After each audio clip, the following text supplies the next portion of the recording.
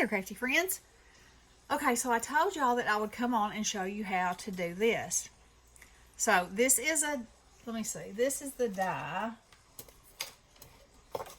that I got from Amazon. And it comes with a frame where you can either cut this into the paper so you could have whatever size you wanted, but you know, the image would be this size, or just leave them together and cut them out together, which is what I did. And so I will leave the link below. There's all kinds of really, really cool ones. So this is embroidery floss, and the kind that I got has a little bit of sparkle in it, and then I have some that's variegated. So there's tons of kinds. There's solid metallic, although I will say that the solid metallic tends to knot up, but Bestie's doing this too, and she said she used, so embroidery floss, in case you didn't know, I'm going to pretend like you don't know anything. Okay, so it comes in strands, and there's 6 threads on here, okay? 6 individual little threads. So I used 2 for this, and the way I was taught back in the day when I cross stitched was, you know, you roll off the amount you want, and I'll just go ahead and do this to show you. So about 18 inches, I guess, is probably a good amount, and I'll go ahead and cut it, and then put that back in the little doolally. And then if you have your thread and you just grab one and hold and pull it, then you got one, and then you got another one. So there you got 2. Now, what I was saying that Bestie found was that now if she separated her metallic, and I'm going to wrap this back around here, and only used 1 strand of it with these other 2, it tended to not get tangled. So that's a really good tip for being able to use beautiful metallic threads and not having to struggle, because, you know, having a knot in thread is not any fun. So let me pull this up. So this is a variegated, and I think I got it at Michael's. But I'm trying to just show you how it would look. So it would give you just enough sparkle, you know, there you can see it, without all those knots. Those knots, let me tell you. And look at that. It looks like it's on drugs or something. I don't know what. That's what it tries to do to you. You don't want that. All right, so I'm going to wrap this back on here. Now, when we went to the retreat, the sweet lady that was showing us how to do it used tape, because you're not going to see it. It's on the back. And I use it to hold it after I've got it, after I'm ready to cut my thread, but I don't use it at first. I just tie a knot at the end, and then I go in and come back down, and I go through that other piece of thread, because you know you'll have 2 or 3 pieces depending on if you use the metallic or not. Catch it just like that. It's not going to come out, it's not going to show, and you're ready to go. Okay, so you just go up through one hole, down through the other, and the holes, you can use them like, for instance, instead of, did I say that the reason I separated it was because the threads look a lot smoother when they're not all still wound together? I can't remember if I said that or not. Anyway, that's true. So So I could go, to these holes. I could go in this line. You can do, you can go wherever you want to in the holes. But I'm doing the triangles like in this one. And I know that Bestie, yesterday when we were talking, she had been working on hers, and she said that she wasn't happy with the variegated thread because she had done one whole, it's not a triangle, diamond, and the you couldn't tell that it was variegated. And I said, well, it's fine, and in the end, it won't matter because this piece, these two don't look like they have any variegated in there at all, but then these do. So, and that's kind of the interesting part of it. And as you can see on these, the variegated is in different places, or the change in color is what I should be saying.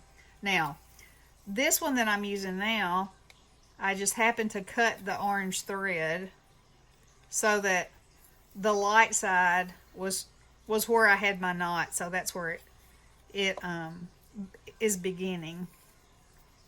So you just go up and down and up and down and up and down. And like I said, I did most of this one in the car, and I made myself this little traveling kit because I've got 2 grandbabies that I have to pick up every day at school, and one gets out at 3:15 and one gets out at 4 o'clock. And if you don't get there to the middle school by about 2:30, you're going to be parked out on the interstate, and there's no way that I could get to the other school in time to pick up the other one if I didn't go. So my point is, every day I have time in the car, and as I say, I don't do nothing well. So I was like, I'm going to make myself a kit that I can take in the car that's easy. It has everything I need, and not bulky, not a pain to carry or anything like that. So this is a container that I got at Hobby Lobby, and it comes with the pieces that you can adjust. So these, and the reason I got this kind was because this part was open, and I wanted to be able to keep my hole puncher in case I had a hole that didn't punch that I didn't realize till I was in the car, my little scissors, my little thing of needles, and my threader, and then a thing of tape. And then, as you can see, my scissors are jumping on this magnet. These are the magnets that from my stamping, Tim Holtz stamp platform, and I don't use them on there. So I thought, if I had something magnetic there, I wasn't really as concerned about my scissors because they're big. But my needle, I can put my needle there, and I don't have to worry about it if it turns upside down in the car, or I drop it, or whatever. No needle down. Okay, so I've gone all the way around there. Now, I tie it off after every pattern because I'm going to leave some of my holes blank so that, like in this one, this green glitter showing through. So I don't want that thread going across there. So when I get to the end, I go under several pieces like that. And really and truly, that would probably be sufficient. It's not like it's going to get worked in any kind of way or it's going to come out. But I get a little bitty piece of tape, and I'll just pull out the smallest amount, tear it off, and then use my scissors to cut it in about, I'd say, a third. Cut about a third of that off. It's just a little tiny bit of tape, just enough that you are certain that it's not going anywhere. And then once you glue it on your whatever backing is, you know, you can put glue around there and ensure that it won't come out. But anyway, there's one, and so I showed you that. Let's see, and it's 10 minutes. I'm looking at the camera. So we'll go ahead and use this piece, and I'll pull it down some, and I'm just going to tie it in 2 knots down here at the end. One's probably fine. I'll just tie it in one. And I try to, if I don't get it tied real close to the end, I'll go and snip that hanging part off, because you know, I don't want it showing up in my pattern anywhere. Okay, so I'm thinking that this one, I'm maybe going to do orange, orange, orange, and then orange and orange, and use another color in here. Maybe so it'll kind of look argyle-ish looking. All right, so I'm putting it in, and I'm going to the back side. I'm gonna go between the threads. Gonna go between the threads. And another great reason to be able to do it in the car is you got that natural sunlight, you know, so you can see really good. Okay, and then we're ready. And I also find that if I kind of hold it with this hand, because it's on paper, you know, fabric kind of grabs your thread, but because this is paper, there is no grab. And that way your stitches stay nice and smooth. And you just keep zooming on around.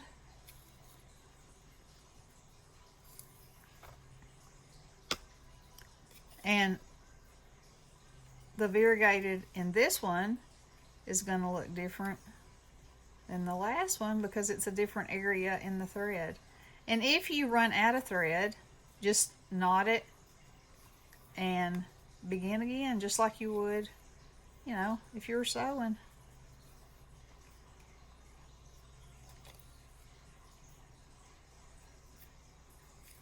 And the needle is a number 2 or a number 3 embroidery needle.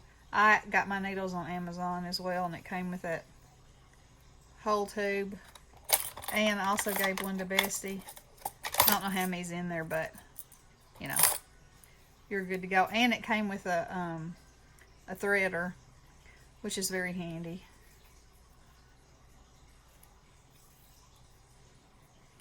I believe I'm going to run out before I get to the end, but we'll see. After I do this one, I will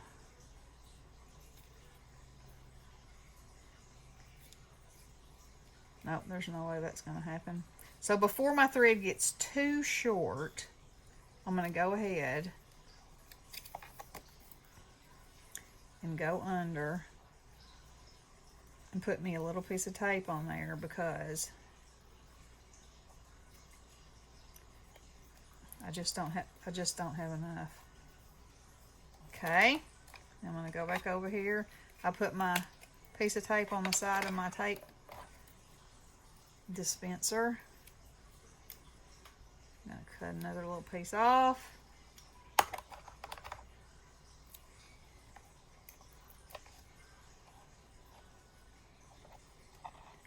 Stick that down. Now, I haven't done it yet, but I told Bessie, I said, I feel like I probably have some dies, maybe even a doily die in my collection that might have dots that would work with this. You know, but if you Google it, look up craft dies to stitch, or stitchable craft dies, something like that, and you'll see all kinds of things. Okay, so I'm going to set my needle down, and I'm going to show you. I'm going to pull out 2.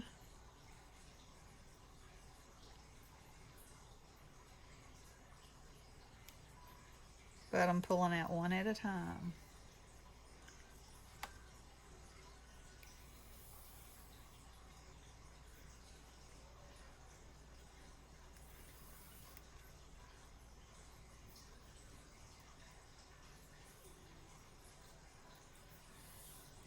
Like that. Then I'll wrap this back on my orange.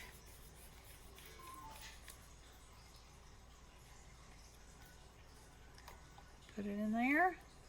Find both of my ends.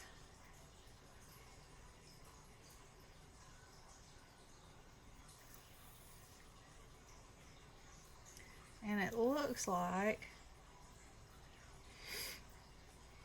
I think I'm going to tie the knot in the light end, so I start with the light end, and that way that one will have a lot of changing color in it. Alright, tied myself a little knot. Cut that little end off so there's nothing dangling on the back.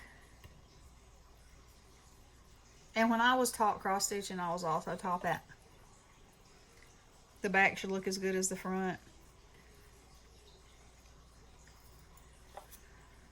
So, close. So here we go. I'm going to go up through here, down through the center, and then in between my threads.